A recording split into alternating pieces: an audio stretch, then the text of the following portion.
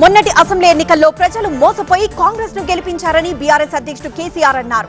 రానున్న పార్లమెంట్ ఎన్నికల్లో కాంగ్రెస్ పార్టీకి బుద్ధి చెప్పాలని కేసీఆర్ పిలుపునిచ్చారు. కరీంనగర్ లో బీఆర్ఎస్ ఎన్నికల ప్రచారాన్ని కథనబేరి సభతో కేసీఆర్ శ్రీకారం చుట్టారు. హామీల గురించి మాట్లాడితే సీఎం రేవంత్ రెడ్డి ఇష్టం వచ్చినట్లు మాట్లాడుతున్నారని కేసీఆర్ అన్నారు. కరీంనగర్ అభివృద్ధికి బండి సంజయ్ ఏం చేశారని కేసీఆర్ ప్రశ్నించారు. తెలంగాణ నుంచి కనీసం 12 మంది బీజేపీ ఎంపీలు గెలవాలని కేంద్ర హోంమంత్రి అమిత్ షా పార్టీ శ్రేణులకు పిలుపునిచ్చారు. హైదరాబాద్ వచ్చిన అమిత్ షా ఎల్పీ స్టేడియంలో బీజేపీ నిర్వహించిన విజయ్ సంకల్ప సభలో పాల్గొన్నారు. సీఏఏను మొదటి నుంచి కాంగ్రెస్ మజ్లీస్ వ్యతిరేకిస్తున్నాయని అమిత్ షా తెలిపారు. పౌరసత్వ చట్టం గురించి ఆ రెండు పార్టీలు ముస్లింలలో అపోహలు సృష్టిస్తున్నాయన్నారు. వర్ధనపేట మాజీ ఎమ్మెల్యే బీఆర్ఎస్ నేత ఆరూరి రమేష్ బీజేపీలో చేరారు. మందకృష్ణతో కలిసి ఆయన హైదరాబాద్ లో కేంద్ర హోంమంత్రి అమిత్ షాను కలిశారు. వరంగల్ లోక్సభ స్థానం నుంచి బీజేపీ తరఫున రమేష్ పోటీ చేసే అవకాశం ఉంది. ఈ హామీ లభించడంతోనే ఆయన బీజేపీలో చేరినట్లు తెలుస్తోంది. పొత్తుల పంచాయతీలో ఏపీ బీజేపీ రెండుగా విడిపోయింది. టీడీపీ జనసేనతో కుదుర్చుకున్న పొత్తుపై పునరాలోచన చేయాలని కోరుతూ ఆంధ్రప్రదేశ్ కు చెందిన సీనియర్ నాయకులు జాతీయ నాయకత్వ అపాయింట్మెంట్ కోరారు. బీజేపీకి వెన్నుపోటు పొడిచేలా సీట్ల పంపకాలు జరిగాయని వారంటున్నారు. సత్యకుమార్, విష్ణువర్ధన్ రెడ్డి, జీవీఎల్ వంటి 30 మంది నాయకులు బీజేపీ అగ్రనేతలను కలవాలని ఆలోచిస్తున్నారు.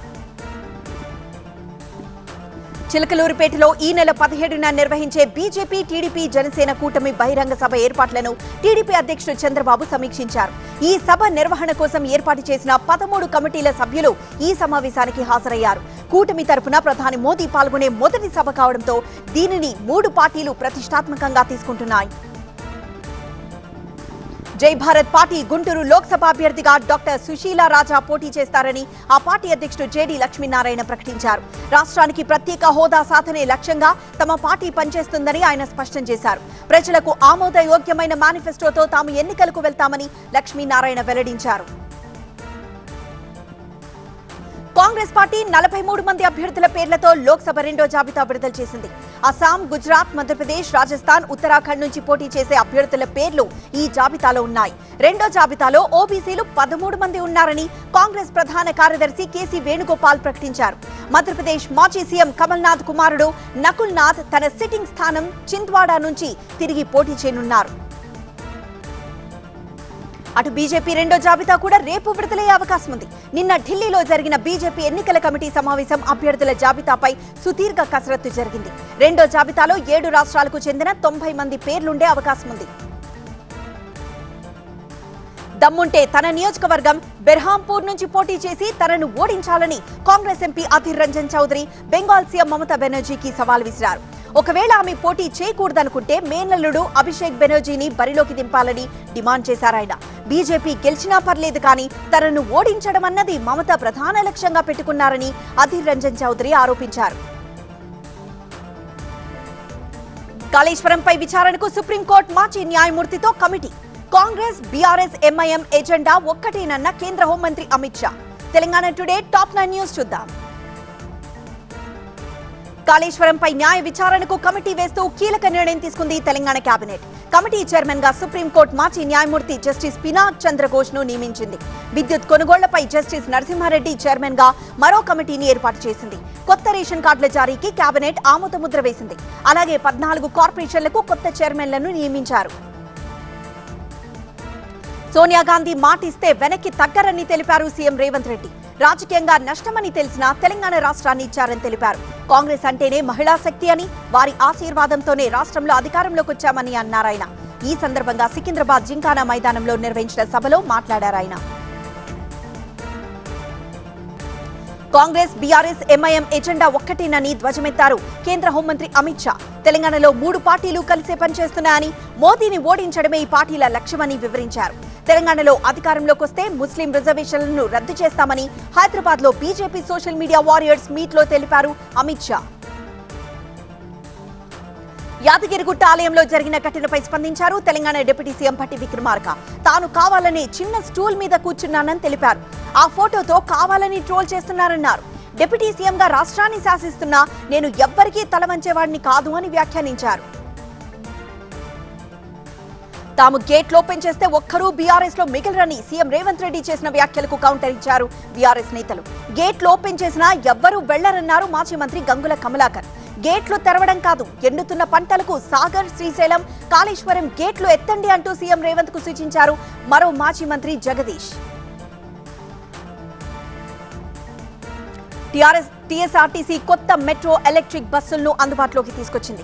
ఈ ఎలక్ట్రిక్ బస్సులను డిప్యూటీ సీఎం మల్లుభట్టి విక్రమార్క, రవాణా శాఖ మంత్రి పొన్నం ప్రభాకర్లు హైదరాబాద్ నెక్లెస్ రోడ్ లో ప్రారంభించారు. ఈ ఏడాది ఆగస్టు వరకు మొత్తం 500 బస్సులను అందుబాటులోకి తెచ్చేందుకు రాష్ట్ర ప్రభుత్వం నిర్ణయించింది. ఈ బస్సుల్లో కూడా మహిళలు ఆధార్ కార్డు చూపించి ఉచితంగా ప్రయాణించొచ్చు.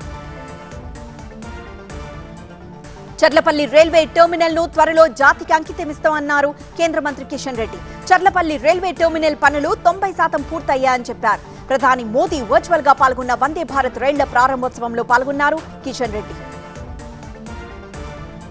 పంట పొలాలకు సాగునీరు అందించాలని డిమాండ్ చేస్తూ జనగామ సూర్యాపేట జాతీయ ప్రధాన రహదారిపై దేవరుప్పల చౌరస్తాలో బీఆర్ఎస్ నాయకులు, రైతులు ప్లకార్డులతో ధర్నాకు దిగారు.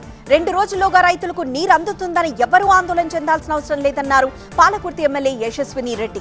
నీళ్లొస్తున్న విషయం తెలుసుకుని మాజీ మంత్రి ఎర్రబెల్లి రైతులను రెచ్చగొడుతున్నారని ఆరోపించారు. మిషన్ భగీరథ ఏఈ రాహుల్ కేసులో వాస్తవాలు ఒక్కొక్కటిగా వెలుగులోకి వస్తున్నాయి. పనులిప్పిస్తామని కాంట్రాక్టర్ల నుంచి 15 కోట్ల రూపాయల దాకా వసూలు చేసిన ఈ డబ్బును ఆన్లైన్ బెట్టింగ్ లో పెట్టారు. ఢిల్లీ ఎయిర్పోర్ట్ లో పట్టుబడ్డ రాహుల్ ను పోలీసులు విచారిస్తున్నారు. ఈ కేసులో మరో 2 నిందితులు శ్రీవాణి, సాయి ధరణి పరారీలో ఉన్నారు. కనిపించేలా ప్రజలకు మేలు చేస్తున్నామన్న ఏపీ సీఎం జగన్ రెండో జాబితా విడుదల చేసేందుకు టీడీపీ, జనసేన కసరత్తు. గత ఎన్నికల్లో భీమవరం నుంచి తాను గెలిచుంటే లెక్క మరోలా ఉండేదన్న Pawan Kalyan. AP today top 9 news లో చూద్దాం. ప్రతి అడుగులోనూ అభివృద్ధి కనిపించేలా ప్రజలకు మేలు చేస్తున్నామన్నారు సీఎం జగన్.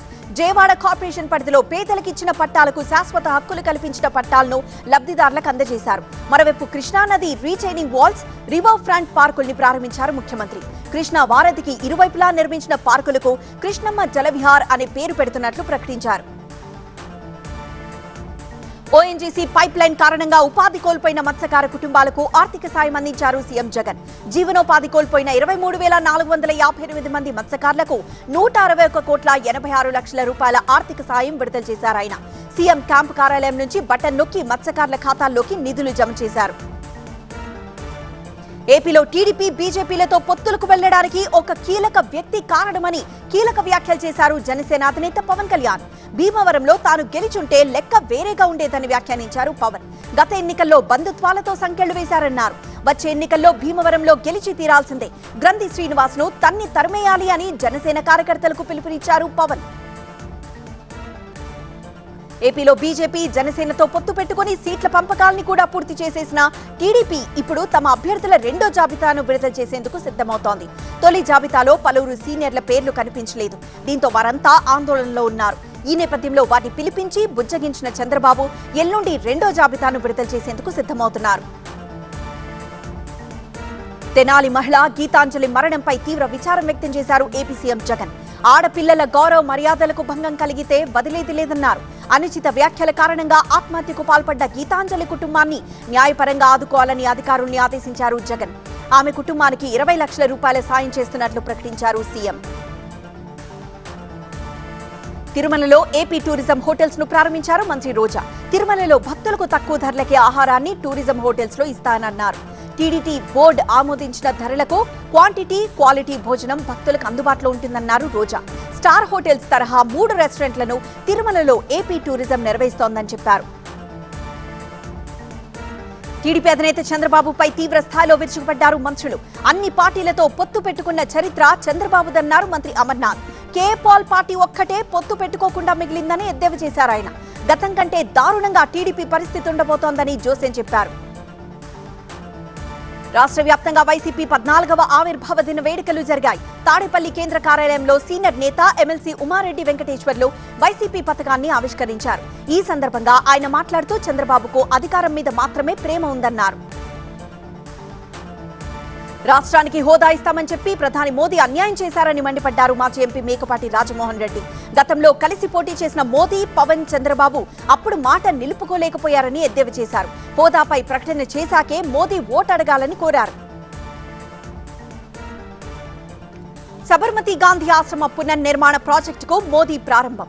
పోఖ్రాన్లో war drill. హర్యానాలో కొలువుదీరిన కొత్త ప్రభుత్వం. నేషనల్ టాప్ 9 న్యూస్ ఇప్పుడు చూద్దాం.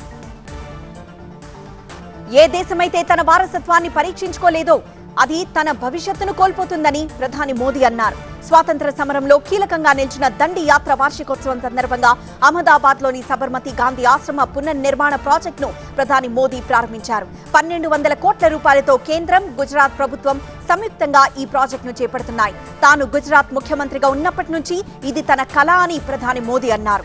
అప్పటి కేంద్ర ప్రభుత్వం ఈ ప్రాజెక్టుకు అనేక రకాల అవరోధాలు సృష్టించిందన్నారు. సబర్మతి ఆశ్రమం కేవలం భారతదేశ వారసత్వం కాదని ఇది యావత్ మానవజాతి వారసత్వమని ప్రధాని ప్రకటించారు. రాజస్థాన్లోని పోఖ్రాన్లో భారత్ శక్తి కార్యక్రమాన్ని హాజరయ్యారు ప్రధాని మోదీ. భారత సైనిక శక్తిని ఈ కార్యక్రమంలో స్వయంగా వీక్షించారు. వార్ డ్రిల్ అందరినీ ఆకట్టుకుంది. గతంలో అధికారంలో ఉన్న ప్రభుత్వాలు రక్షణ శాఖను పట్టించుకోలేదన్నారు మోదీ. గత 10 ఏళ్ల నుంచి ఆత్మనిర్భర్ భారత్ కు తమ ప్రభుత్వం అధిక ప్రాధాన్యత ఇస్తోందన్నారు. భారత్ శక్తి కార్యక్రమానికి 30 దేశాల ప్రతినిధులు కూడా హాజరయ్యారు. భారత్లోనే యుద్ధ ట్యాంకులు, గన్స్, యుద్ధ నౌకలు, క్షిపణులు తయారవుతున్నాయని అన్నారు మోదీ. హర్యానా కొత్త ముఖ్యమంత్రిగా నాయబ్ సింగ్ సైని ప్రమాణ స్వీకారం చేశారు.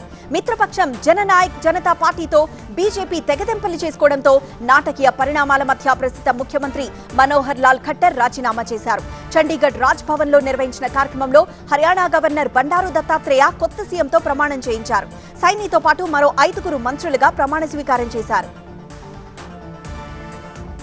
పోరాడదాం, మరణిద్దాం, ఏం చేసినా విజయం సాధిస్తామని బెంగాల్ సీఎం మమతా బెనర్జీ ప్రకటించారు.